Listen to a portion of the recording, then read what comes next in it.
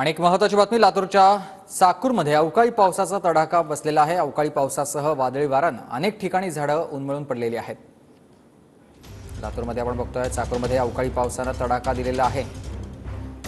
महेंद्र जोंधळे माझे सहकारी आपल्यासोबत थेट लातूरमधून जोडले गेलेत। महेंद्र, काय सध्याची स्थिती आहे? महेंद्र जोंधळे माझे सहकारी आपल्यासोबत थेट लातूर। महेंद्र, काय सध्याची स्थिती?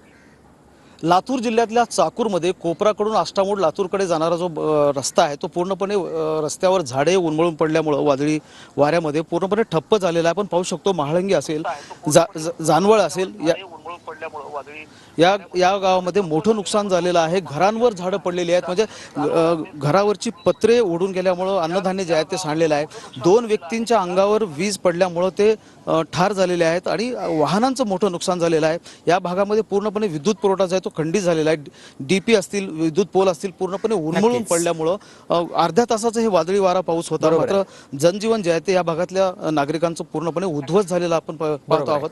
आपण जर लक्षात घेतलं तर झाडे जे आहेत ते उन्मळून पडलेली आहेत आणि त्यामुळे जनजीवन देखील विस्कळीत झालेलं पाहायला मिळत आहे। धन्यवाद तुम्ही दिलेल्या सविस्तर माहितीसाठी।